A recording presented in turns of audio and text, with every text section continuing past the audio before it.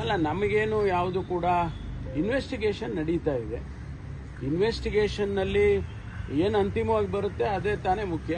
ಅಲ್ಲಿವರೆಗೂ ಸ್ಪೆಕ್ಯುಲೇಷನ್ಸ್. ನೀವು ತಮ್ಮಲ್ಲಿ ನಮ್ಮ ಮಾಧ್ಯಮ ಸ್ನೇಹಿತರಲ್ಲಿ ನೀವು you been very good to people, ನನಗೆ ಅಂತಾನೆ ಅಲ್ಲ, ಎಲ್ಲರಿಗೂ ಜನರಲ್ ಆಗಿ.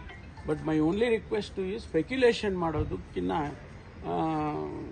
ರಿಪೋರ್ಟ್ ಬಂದಾಗ ಮಾಡಿದರೆ ಬಹಳ ಒಳ್ಳೆಯದು ಅಂತ ನನಗನ್ಸುತ್ತೆ. ಇಡಿ ಒಂದು ಪ್ರೆಸ್ ರಿಲೀಸ್ ಮಾಡಿದ್ದಾರೆ ಸರ್, ಅದರಲ್ಲಿ ತಮ್ಮ ಇನ್ಸ್ಟಿಟ್ಯೂಷನ್ಸ್ ಇಂದ 40 ಲಕ್ಷ ರಣ್ಯಾರವ್ರನ್ನ ಕ್ರೆಡಿಟ್ ಬಿಲ್ ಪೇ ಆಗಿದೆ, ಆ ಕಾರಣಕ್ಕಾಗಿ ಪರಿಶೀಲನೆ ನಡೀತಾ ಇದೆ. ಅಲ್ಲ, ಅವ್ರು ಮಾಡಲಿ, ಏನು ಬೇಕಾದರೂ ಅವರು ಪರಿಶೀಲನೆ ಮಾಡಲಿ. ನಾನು ಹೇಳಿದ್ನಲ್ಲ, ನಾವು ಎಲ್ಲ ರೀತಿಯ ಸಹಕಾರವನ್ನು ಕೊಡ್ತೀವಿ.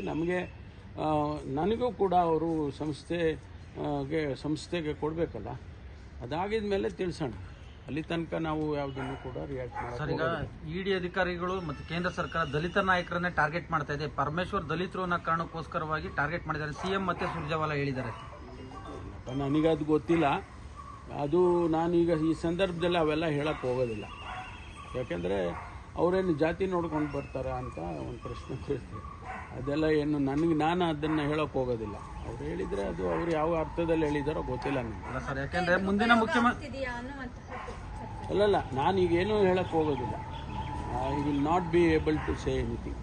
ಮುಂದಿನ ಮುಖ್ಯಮಂತ್ರಿ ಲಿಸ್ಟಲ್ಲಿ ತಮ್ಮ ಹೆಸರು ಕೂಡ ಇತ್ತು. ಇದೊಂದು ರೀತಿ ರಾಜಕೀಯ ಪ್ರೇರಿತ ಅನ್ಸಲ್ವಾ ಸರ್ ತಮಗೆ? ನಾನೇನು ಹೇಳಕ್ಕೆ ಹೋಗೋದಿಲ್ಲ. ಈಗ ಬಿಜೆಪಿ ಅದನ್ನೇ ಆರೋಪ ಮಾಡಿದ್ದಾರೆ ಸರ್, ರಣ್ಯಾರಾವ್ ಗೋಲ್ಡ್ಗೆ ಸಂಬಂಧಪಟ್ಟಂತೆ ಪರಮೇಶ್ವರ್ ಅವರ ಪಾತ್ರ ಇದೆ ಅಂತ ಆರೋಪ ಮಾಡ್ತಾ ಇದ್ದಾರೆ. ಆರೋಪ ಮಾಡ್ತಾ ಇದ್ದಾರೆ ಅಷ್ಟೇ ತಾನೇ. ತಮಗೇನು ಸಂಪರ್ಕ ಮಾಡಿದ್ರು ಸರ್, ಇಡಿ ಅವರೇನು ಬರ್ಲಿಕ್ಕೆ ಹೇಳಿದ್ರು? ಆ ಥರದ್ದೇನು ಇಲ್ಲ, ನನಗೇನು ಹೇಳಿಲ್ಲ. ಸಂಸ್ಥೆಯಲ್ಲೇ ಎಲ್ಲವನ್ನು ವೆರಿಫೈ ಮಾಡಿಕೊಂಡು ಮಾಡ್ತಾ ಇದ್ದಾರೆ. ಇನ್ನೂ ಇದ್ದಾರೆ ಅಲ್ಲೇ, ಅವರು ವೆರಿಫೈ ಮಾಡ್ತಿದ್ದಾರೆ. ಹೊಸದಾಗಿ ಕೆಲವೊಂದು ಆಸ್ತಿಗಳ ಖರೀದಿ ಸಂಬಂಧಪಟ್ಟಂತೆ ಕೂಡ ಅಲ್ಲ ರೀ, ನಾವು ಒಂದು ಸಂಸ್ಥೆ ಬೆಳೀತಕ್ಕಂಥ ಸಂಸ್ಥೆ. ಇದೇನು ನಮಗೇನು 68 ವರ್ಷ ಆಗಿದೆ ಸಂಸ್ಥೆ ಪ್ರಾರಂಭ ಮಾಡಿ. ನಾವು ಪ್ರೋಗ್ರೆಸ್ ಆಗಬೇಕಲ್ಲ. ನಾವು ಇಂಜಿನಿಯರಿಂಗ್ ಕಾಲೇಜ್ ಮಾಡ್ದೋ, ಮೆಡಿಕಲ್ ಕಾಲೇಜ್ ಮಾಡ್ದೋ, 2 ಮೆಡಿಕಲ್ ಕಾಲೇಜ್ ಮಾಡ್ದೋ, ಆಮೇಲೆ ಇತ್ತೀಚೆಗೆ ಮತ್ತೊಂದು ಇಂಜಿನಿಯರಿಂಗ್ ಕಾಲೇಜು, ಅದು ಅವರು ಪರಿಚಯದವರೇ, ನಮ್ಮ ಶಾಸಕರಾಗಿದ್ದಂಥವರು ಶಫಿ ಅಹಮದ್ ಸಾಹೇಬರು, ಅವರು ಮುಚ್ಚುವ ಸ್ಥಿತಿಗೆ ಬಂದಿತ್ತು. ಅದನ್ನು ನನ್ನ ಹತ್ರ ಬಂದವರು ಕೇಳಿಕೊಂಡ್ರು, ನಮಗೆ ಮುಚ್ತಾ ಇದ್ದೀವಿ, ದಯವಿಟ್ಟು ನೀವಾದರೂ ತೊಗೊಳ್ಳಿ, ನಡೆಸಿ. ಆಯ್ತಪ್ಪ, ನಮಗೆ ಸಾಧಕ ಬಾಧಕ ನೋಡ್ಕೊಂಡು ಮಾಡ್ತೀವಿ ಅಂತೇಳಿ ನಾವು ತೊಗೊಂಡ್ವಿ, ಟೇಕನ್ ಓವರ್ ಮಾಡಿದ್ವಿ. And everything is in black and white. ಇದರಲ್ಲೇನು ಹಿಂದೆ ಮುಂದೆ ಇಲ್ಲ. ಮತ್ತು ಆ ಸಂಸ್ಥೆಯನ್ನು ಈಗ ಪುನಶ್ಚೇತನ ಮಾಡ್ತಾ ಇದ್ದೀವಿ.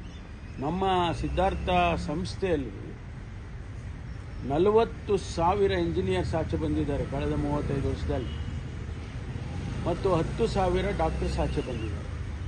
ನಮ್ಮದೇನೋ ಒಂದು ಅಳಿಲಸೆ, ನಮ್ಮ ತಂದೆಯವರು ಮಾಡಿದ್ದು ಈ ಸಂಸ್ಥೆ.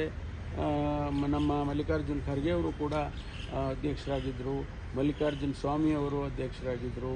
ಹಾಗಾಗಿ ನಮಗೆ ಆ ಸಂಸ್ಥೆಯನ್ನು ಬೆಳಿಬೇಕು ಅಂತಕ್ಕಂಥದ್ದು, ಬೆಳೆಸಬೇಕು ಅಂತ.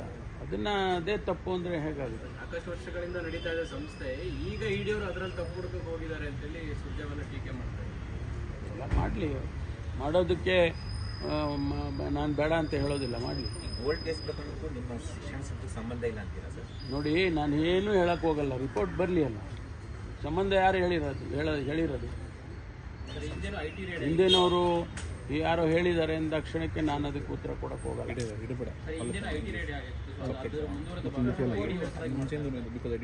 ಇಲ್ಲ, ಗೊತ್ತಿಲ್ಲಪ್ಪ ನನಗೆ. ಡೀಟೇಲ್ಸ್ ಏನು ಹೇಳೋಕ್ಕಾಗೋದಿಲ್ಲ.